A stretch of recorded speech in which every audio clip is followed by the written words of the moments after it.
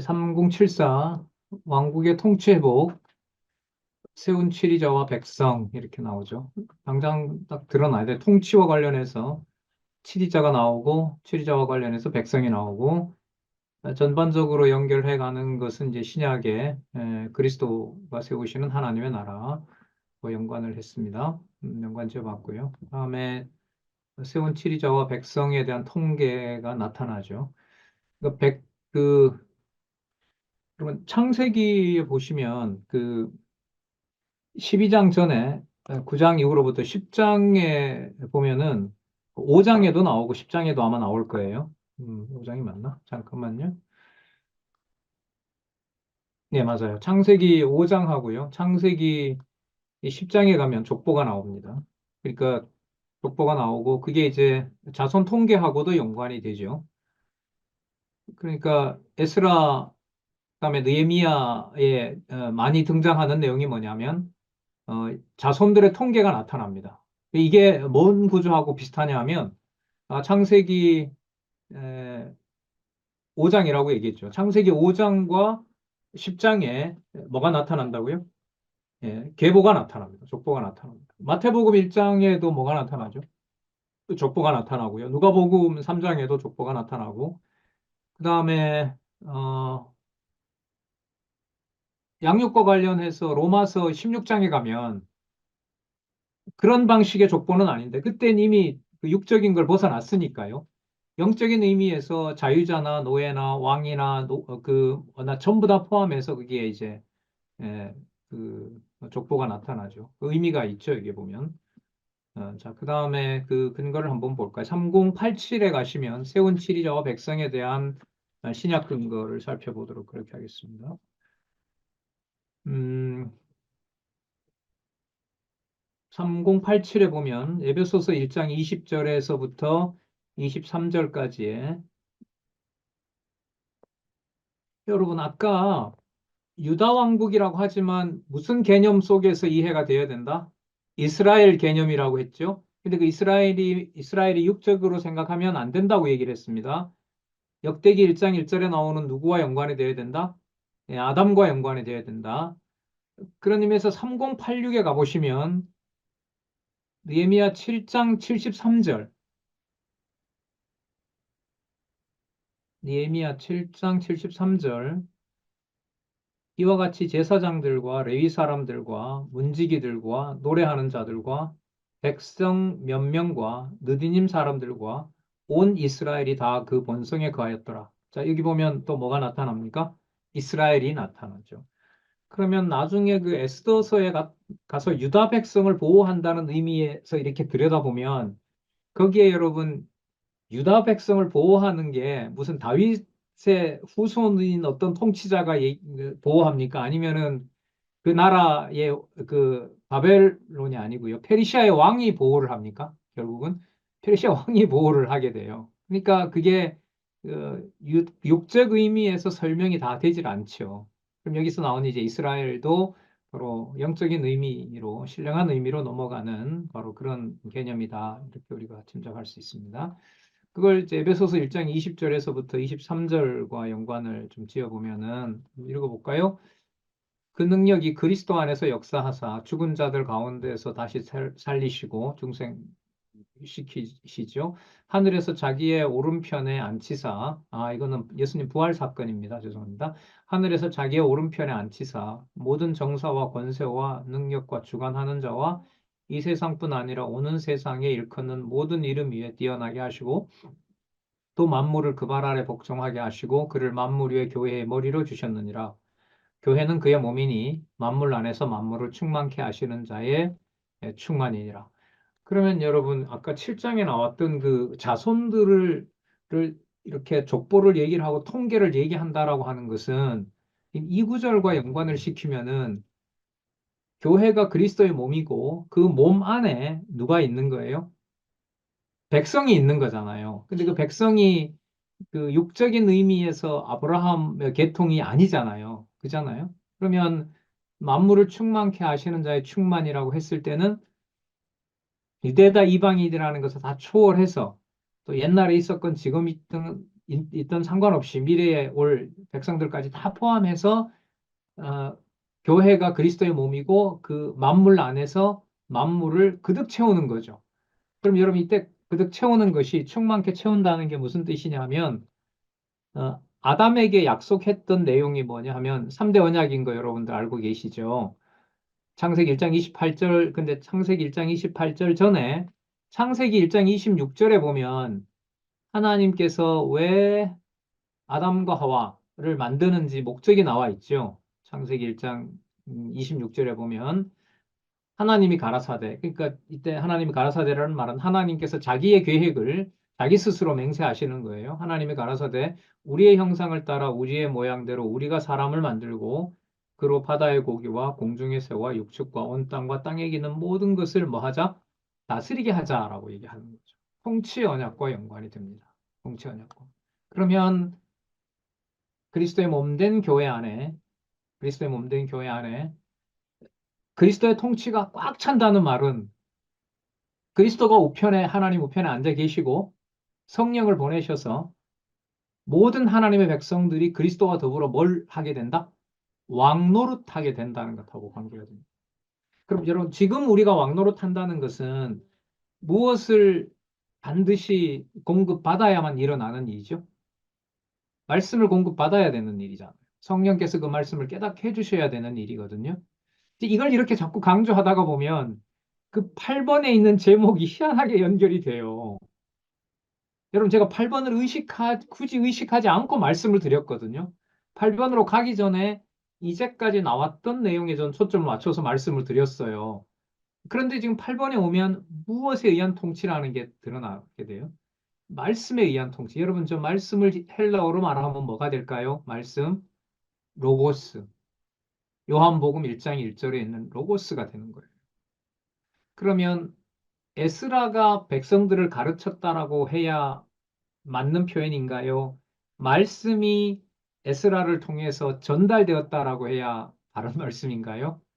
후자라고 보시면 돼요. 그래서 이 말씀은 바로 그리스도와 연관이 됩니다. 그래서예요. 그래서로 제가 연결을 했어요.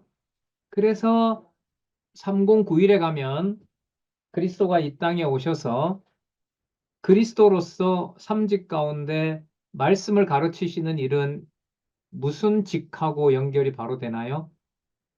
선지직. 그래서 3091에 가시면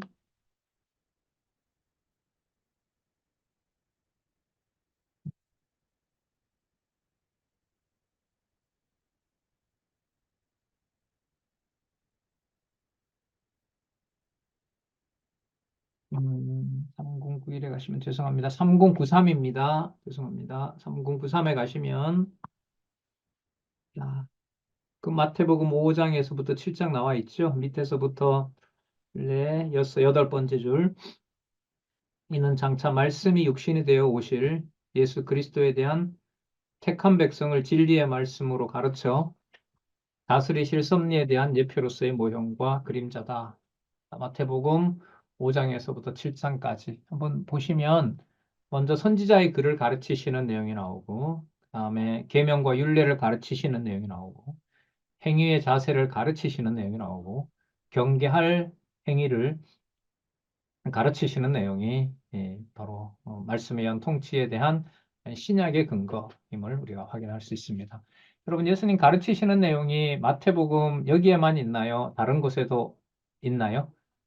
다른 곳에도 있죠. 그러면 이걸 바탕으로 다른 것하고 뭐 하게 돼요? 연관을 시키면 되죠. 그 마가복음하고도 연관시키고 그리고 또 마가복음의 주제가를 아시잖아요. 신분에 의해서 그다음에 누가복음에 나타난 이제 사역 중심으로 요한복음에 나타난 또 본성 중심으로 그러면서 여러분 9장과 10장에 보시면은 왕국에 세운 뭐가 나와요? 언약이 나와요. 그러면 왕국과 세우는 언약은 지금까지 우리가 신약 근거를 바탕으로 이해를 한다면 왕국에 세운 언약은 현실적으로는 유다 왕국을 세우는 일과 연관된 언약을 하지만 핵심은 누구의 통치에다가 맞추게 된다?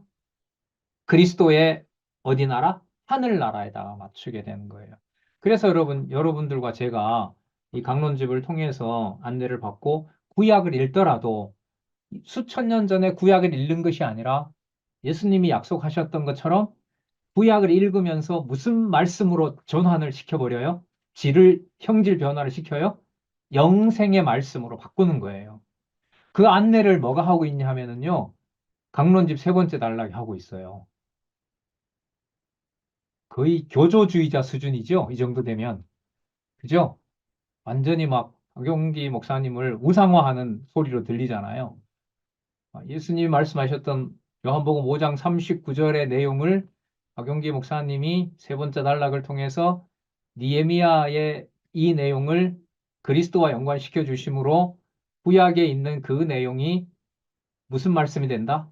이스라엘 역사가 아니라 무슨 말씀이 된다? 예, 영생의 말씀이 되도록 박용기 목사님이 그렇게 하시는 거죠. 맞습니까? 틀려요? 뭐가 빠졌는데요? 뭐가 빠졌는데요? 여호와가 빠져. 완전히 가는 거죠. 여러분, 여호와를 넣는다고 다 여호와하고 절로 가나요? 아니면은 그것도 진짜 여호와가 해주셔야 되나요? 예. 그렇게 안 해주면 뭐가 된다고요? 뭐로 끝장이 난다고요? 예. 요즘 유행어 뭐예요? 적그리스도. 적그리스도. 음, 심각합니다. 나름 진짜 이 자, 계속 보겠습니다. 그러면 왕국의 세운 언약은 바로 그리스도와 연관이 된다. 3일 공구에 가시면, 3일 공구가 아니고, 어, 양쪽 가로 2번 정리에 마태복음, 음, 예, 마태복음 5장 했었죠. 자, 그다음에 세 번째, 왕국의 세운 언약으로 그러면 가서 볼게요. 어디냐면, 어, 이, 여러분 3096에 한번 가보세요. 이제 제가 이 강론집을 강론을 했기 때문에 여러분 앞 표시가 되어 있을 거예요. 3096에서부터 3097까지 그 본문에 여러분 주께서라는 걸 동그라미 다 해놓으셨죠. 그죠? 그러면 여러분 이 주께서는 여기서 이제 아도나이가 되는데 언약과 관련해서 주는 바로 누구를 얘기를 할까요? 여호와가 되는 거예요. 그 표현이 어디에 나오냐 하면 잘 보세요. 재밌어요, 진짜. 9장 7절 보세요. 여기 다 나와 있어요. 주는 그러니까 아도나이 유일하게 통치하실 수 있는 주는 누구라? 하나님 여호와예요. 그러면 호칭이 다 나와 있죠. 아도나이, 여호와, 엘로힘. 이게 9장 7절에 다 나와 있는 거예요. 그러면 이 호칭을 다 합해지면서 유다는 육적인 것이 아니라 뭐가 된다? 신령한 의미의 그리스도 통치로 넘어가게 되는 거예요. 그래서 거기 주어를 동그라미 하자고 해서 뻘겋게 해놨고요. 3098에 가서 마지막 31절을 보시면 마지막 절은 아니네요. 9장 31절에 보시면 주의 긍휼이 크심으로 저희를 아주 멸하지 아니하시며 버리지도 아니하셨사오니 왜냐하면 주는 은혜로우시고 긍휼히 여기시는 하나님이십니다. 에스라, 느헤미야, 에스더서 내용이 여기에 이제 핵심적으로 이렇게 한 구절 속에 다 담겨 있습니다. 자, 309라 그랬죠? 9장 10장이니까 10장도 넘겨보시면 3109, 3109에 가셔서 볼게요. 밑에서부터 네 번째 줄. 이는 장차 오실 예수 그리스도에 대한 택한 백성으로 회개하고 하나님께 돌아오게 하실 섭리에 대한 예표로서의 모형과 그림자다. 사도행전 2장 38절. 베드로가 가로되 너희가 회개하여 각각 예수 그리스도의 이름으로 세례를 받고 죄 사함을 얻으라. 왜냐하면 이렇게 되겠죠. 왜냐하면 너희가 성령을 선물로 받을 것이기 때문에 그렇다. 성령의 선물과 바로 왕국에 세운 언약하고 연관을 짓고 있습니다. 자, 여기 보시면 이는 장차 오실 예수 그리스도께서 택한 백성으로 회개하고 하나님께 돌아오게 하실 섭리에 대한 예표로서의 모형과 그림자다. 여러분, 그럼 이때 회개가 방향을 돌이키는 거거든요. 그러면 유대인들이 예수님을 죽였던 자들이 누구를 다시 믿게 되는 거죠. 예수를 그리스도로 다시 믿게 되는 일이 이게 이제 그 회개가 된단 말입니다. 그러면 그림자가 아닌 무엇으로 돌아오게 되는 거냐면 실체로 돌아오는 일이 되는 거예요. 자, 그게 바로 왕국에 대한 새로운 세우신 언약입니다. 그럼 언약과 성취 섭리도에 보면 신약에 동그라미 두 개가 나오죠. 누구 언약, 무슨 성취로 돼 있어요? 예수 언약, 교회 성취로 돼 있죠. 기억나시죠? 언약과 성취로 되어 있는 거. 자, 그러면 왕국에 세운 언약, 느헤미야에게 말씀하신 왕국에 대한 왕국에 대해서 세운 언약은 그리스도가 이 땅에 오셔서 약속하신 성령이 와서 유대와 이방인을 포함한 누구의 나라? 하나님의 나라를 세우실 것에 대한 예표가 바로 느헤미야 9장에서부터 10장 사건이 된다. 자, 그러므로가 연결이 될 것 같아요. 그러므로 왕국의 인구 조사를 하게 하세요. 그럼 왕국의 인구 조사를 한다는 말은 무슨 언약을 새롭게 실체와 연관해서 이루는 사건이 된다? 자선 언약, 통치 언약. 이 모든 언약들을 이루어 나가는 일과 관련이 돼요. 여기 뭐 유다, 베냐민 지파, 레위 사람들, 성문지기, 노래하는 자들, 그 다음에 레위 지파 여기에 대해서 이제 인구조사를 11장에서부터 12장까지 쫙 하게 됩니다. 그러면 여러분 여기에 인구조사가 바벨론에서 돌아왔고 페르시아의 어떤 통치를 받으면서 인구조사를 하게 됐을 때 이 인구는 다윗의 전통, 아브라함과 다윗의 전통을 따르는 바로 그런 그림자에다 역점을 둘까요? 실체적 백성에게 연관을 시킬까요? 그렇게 보셔야 되는 거예요. 이게 뒷부분. 그러니까 역사서 뒷부분에 역대기 1장 1절에 누구 이름이 나온다고요? 예, 아담 이름이 나오는 거 매우 중요하죠. 실체적 언약하고 바로 연결이 됩니다. 그러니까 역대기 1장 그 강론집에 가셔서 첫 페이지를 쭉 한번 읽어보시기 바랍니다. 그러면 실체적 언약으로 한 페이지를 그 아담으로 소개를 하고 있거든요. 그러면 그 역대기를 가지고 우리는 지금까지 느헤미야에 온 거예요. 자, 그럼 이제 궁금해지잖아요. 이게 이 내용이 신약에서 어떻게 이루어진 것과 연관을 시키지? 라고 질문을 해봤는데 이걸 계시록하고 연관을 시켜요. 그럼 끝났죠. 14만 4천뿐만 아니라 어떤 무리? 허다한 무리, 그러니까 누구와 누구를 다 포함해요? 유다와 이방을 다 포함하는 의미. 그러면 역대기 1장 1절에 나오는 누구의 후손이 되는 거예요? 아담의 후손이 되는 거죠. 마지막 아담의 후손이 되는 일인 거예요.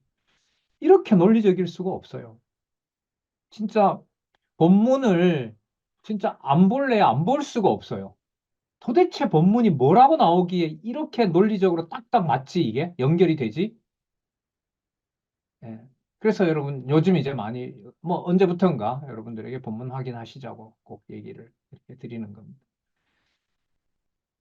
자, 한번 볼까요? 3125. 3125.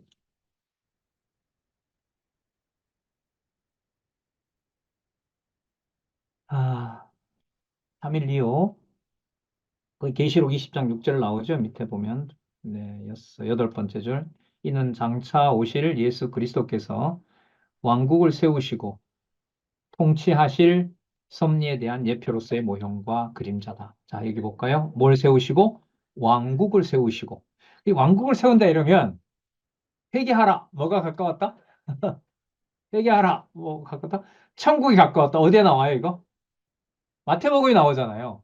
그런 기대를 해요. 근데 보면 어디를 소개해 버렸어요? 왕국을 세우시고 통치하실 섭리에 대한 예표 모형과 그림자다. 어디에 나와 있다, 그게? 예, 계시록 20장 6절에 나온다. 그러면 벌써 계시록으로 간다는 말은 마태복음에서부터 어디까지를 다 아울러 버린다? 계시록까지 아울러 버린다는 거. 이거는 의도된 거예요. 연구로 보면. 똑같은 내용이 있을 때 전반부를 드느냐, 후반부를 드느냐. 자, 20장 6절을 한번 읽어볼게요. 이 첫째 부활에 참여하는 자들은 복이 있고 거룩하도다.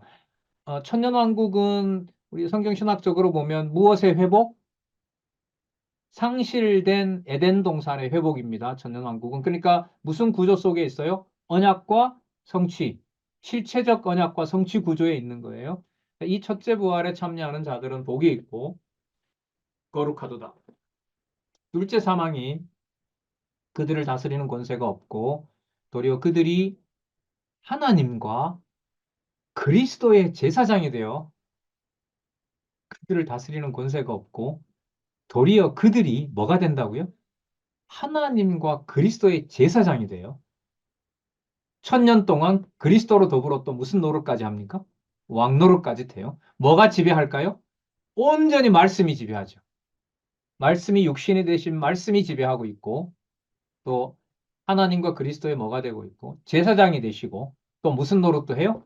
왕 노릇도 하죠. 그러면 여러분 이게 뭐가 성취된 거죠?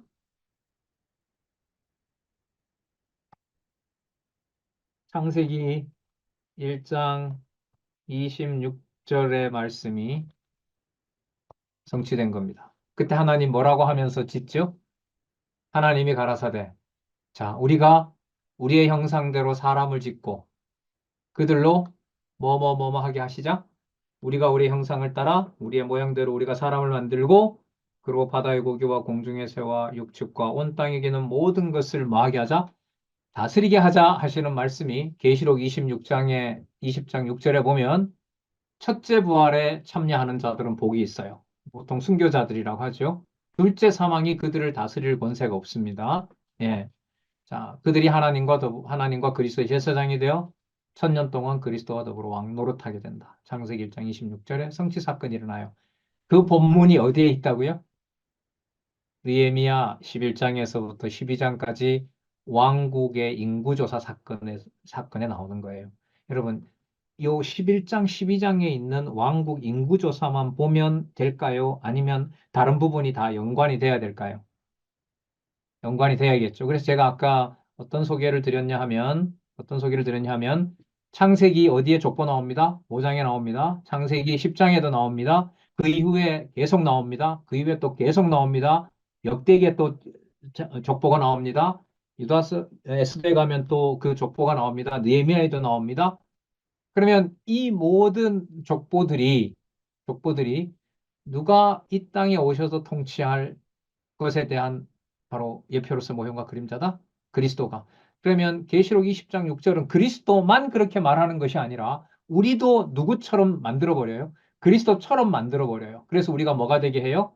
말씀을 주관하고 모든 말이 진리가 되게 하는 선지자직과 그 다음에 제사장직과 또 무슨 직까지?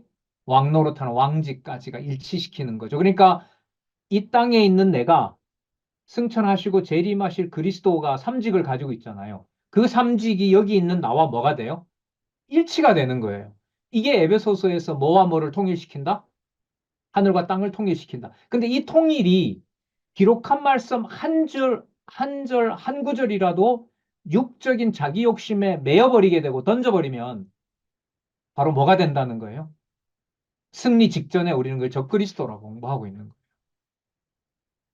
거예요. 성도라는 존재가 그렇게 무슨 내 마음을 얘기하고 막 이렇게 자기 권리 주장을 할 수 있고 이게 아니에요. 그런 의미에서 되게 두렵죠, 사실. 진짜 두려워요. 예. 진짜 교회에 있던 실체가 뭔지 진짜 고민을 안 할래 안 할 수가 없습니다. 하지만 다르게 보면 나도 나를 그 관여할 수 없는 하나님의 백성일 경우에는 아까 20장 6절처럼 선지직과 왕직과 제사장직이 전부 누구에게? 나에게 이루어질 것에 대한 확증을 지금 섭리해 가고 계신 거죠.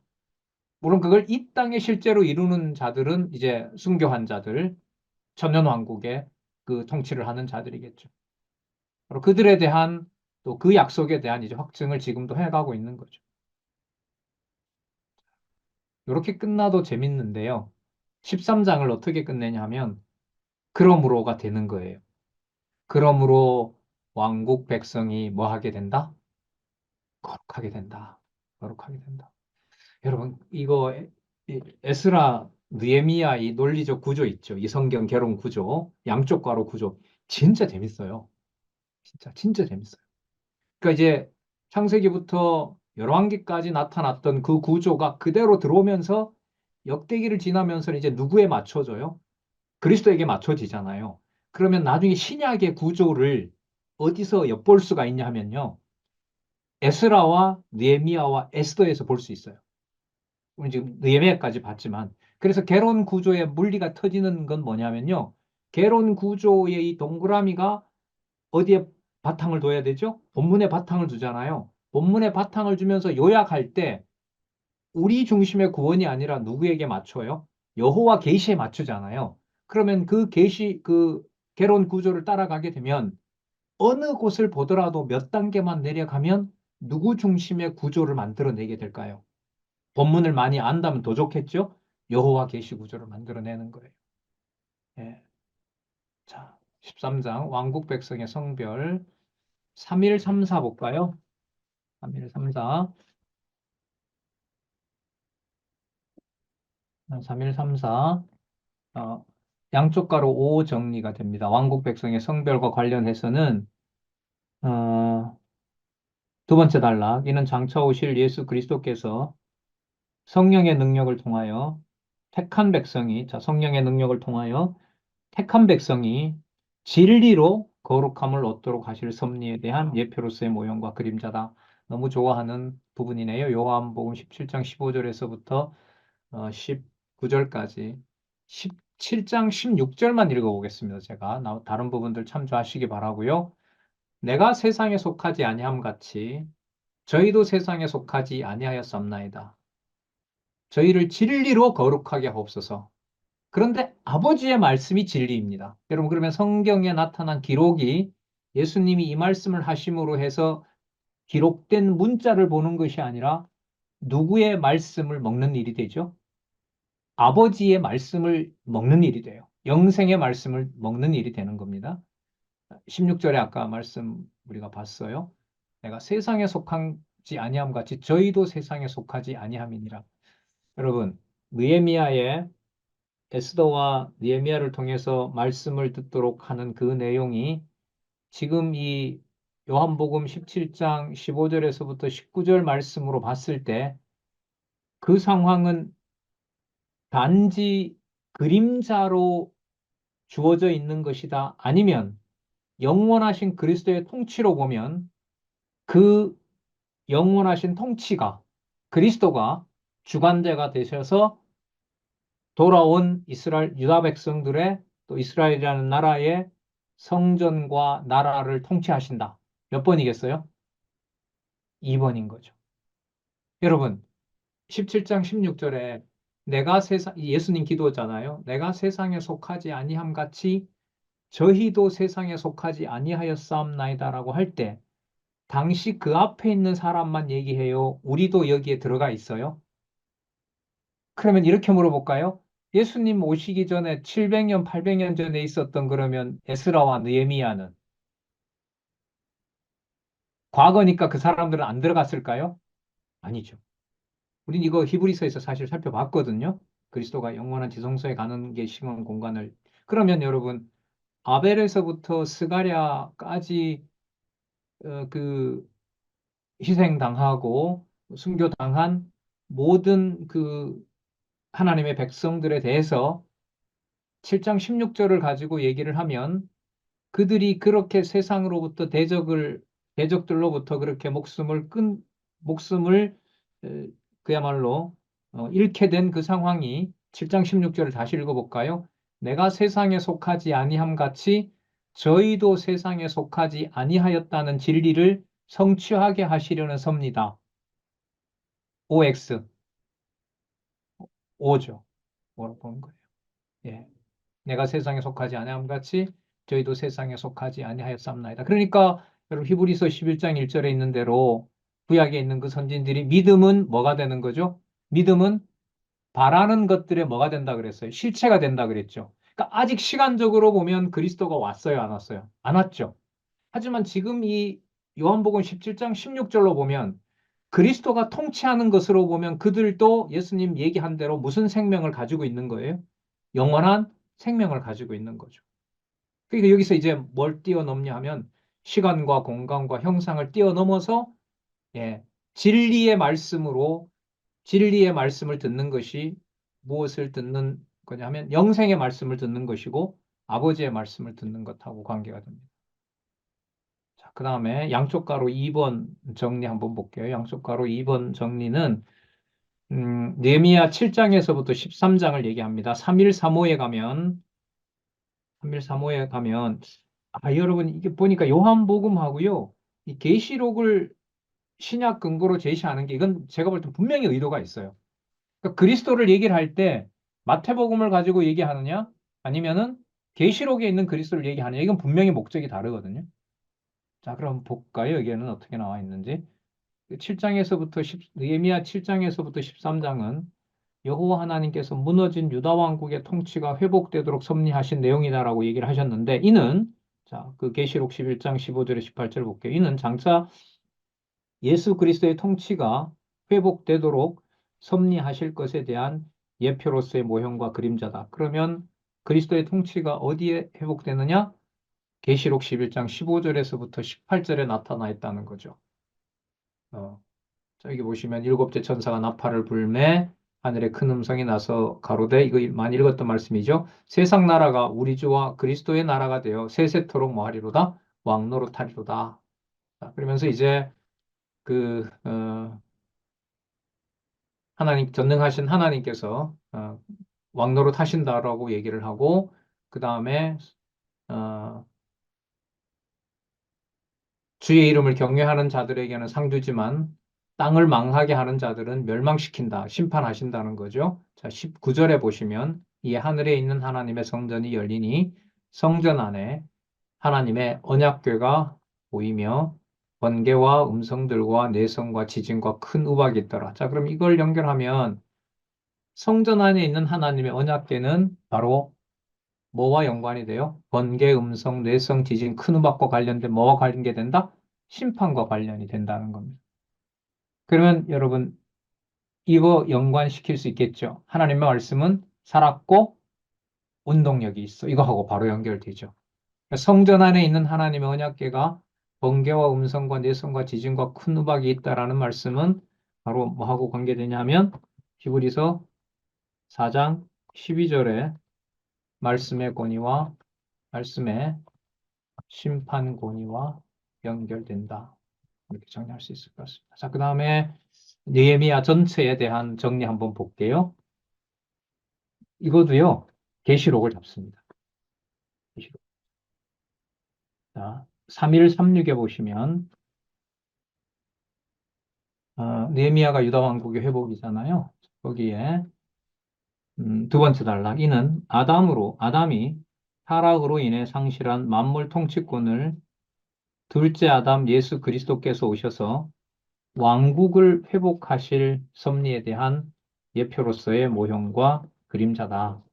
이 내용이 나타나죠. 계시록 5장 5절에서부터 10절. 좀 쭉 읽어볼게요. 여러분 본문 찾아오으리라고 보고요. 장로 중에 하나가 내게 말하되 이때 이제 사도 요한이 그 인을 떼지 않아서 그 기록된 말씀이 뭔지 너무 답답해하고 울고 있었어요. 자, 장로 중에 하나가 내게 말하되 울지 말라. 왜냐하면 유다 지파의 사자 다윗의 뿌리가 이기었으니 그 책과 그 일곱 인을 떼시리라 하더라. 내가 또 보니 보좌와 네 생물과 장로들 사이에 어린 양이 섰는데 일찍 죽임을 당한 것 같더라. 아벨처럼요. 일곱 뿔과 일곱 눈이 있으니 칠각 칠목이죠. 일곱 눈과 일곱 뿔과 일곱 눈이 있으니 이 눈은 온 땅에 보내심을 입은 하나님의 일곱 영이더라. 일곱 영으로 통치하시는 겁니다. 5장 7절. 어린 양이 나와서 어린 양이 나와요. 어린 양이 나와서 보좌에 앉으신 이의 오른손에서 책을 취하니라. 그럼 어린 양은 누구겠어요? 그리스도가 책을 취하고 있는 거예요. 책을 딱 취하니까 취할 사람이 책을 취한 거죠. 책을 취하심에 네 생물과 24 장로들이 어린 양 앞에 엎드려 각각 검은고와 향이 가득한 금대접을 가졌으니 그 향은 성도들의 기도라. 어린 양이 책을 쥐었습니다. 오른손에. 자, 그리고 네 생물과 천군이겠죠. 하늘에 있는 군사. 24 장로들이 어린 양 앞에 엎드립니다. 그러니까 어린 양은 이럴 때 뭘 쥐고 있어요? 책을 취하고 있는 거예요. 그 앞에 엎드려서 검은 고와 향이 가득한 대접을 가졌는데 어린 24 장로들이 그 향은 성도들의 기도라고 얘기를 합니다. 저긴 택한 백성이잖아요. 자손 언약과 연관이 되겠죠. 성도들의 기도가 뭐하고 연관이 돼요? 어린 양이 가지고 있는 뭐하고? 책하고 관계돼요. 그럼 여러분 이렇게 한번 요약해 볼까요? 무리 이를 수도 있겠지만 창세기 1장 1절부터 요한계시록 마지막 장 마지막 절까지는 기도다. 성도들이 여호와께 무엇을 기도해야 되고 무엇을 추구해야 되는지에 대한 기도문이다라고 할 수 있습니다. 네. 그럼 성도들의 기도가 우리가 하는 기도는 뭐 성취된 거니까 유효하고 예를 들면 아벨이 가인과 같이 제사 드렸잖아요. 그러니까 하나님 받아주기를 원하면서 드렸을 거 아니에요. 그럼 그 제사랑 지금이 우리가 말씀을 통해서 하나님께 하나님 자녀임을 확증하는 것이나 차이가 있을까요? 없을까요? 있으면 안 되죠. 그런 면에서 전체 진리의 말씀 창세기부터 요한계시록까지가 누구의 기도라고 할 수 있다? 성도들의 기도다. 그걸 누가 보증하신다? 어린 양이 오른손에 들고 있는 바로 생명책으로, 책으로 증거를 하는 겁니다. 자, 그 다음에 기도가 성취됐어요. 5장 9절에 새 노래를 노래하여 가로되 책을 가지시고 그 임봉을 떼기에 합당하시도다. 일찍 죽임을 당하사 어린 양으로서 각 족속과 방언과 백성과 나라 가운데서 여러분 요거는 창세기 10장에 나오는 표현을 그대로 갖다 놓은 거예요. 창세기 10장에는 9장과 10장에는 누가 나오냐면 노아가 나옵니다. 노아 인류 시조에게 약속했던 자손 땅 통치가 나와요.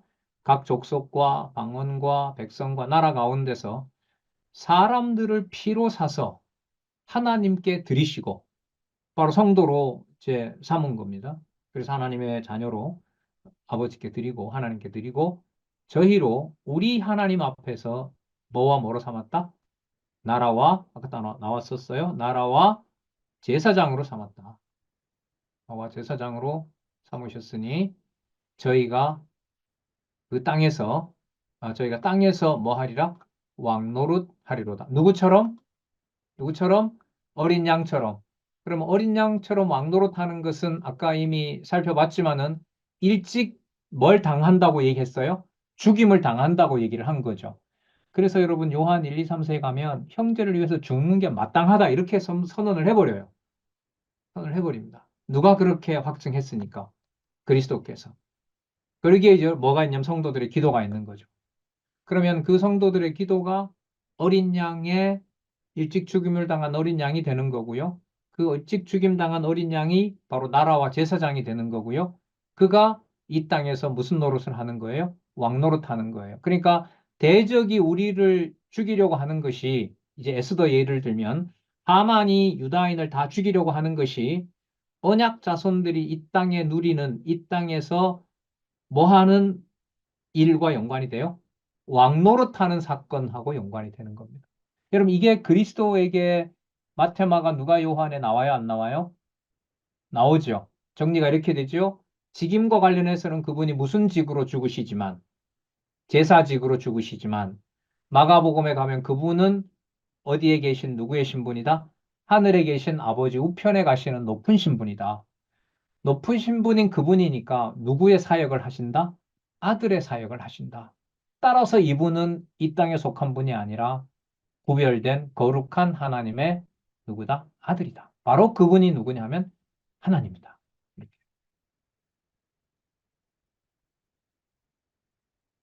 예.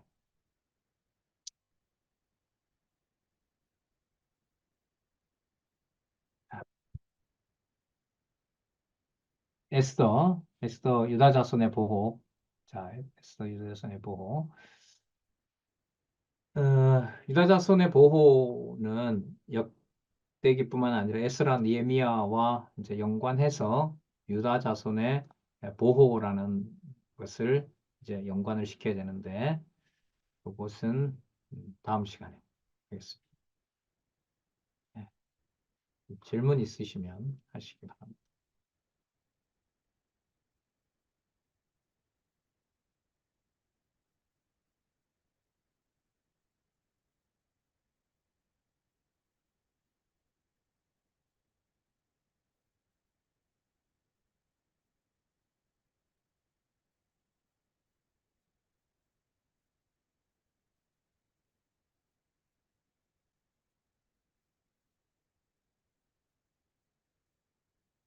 네. 없습니까? 없으시면 네.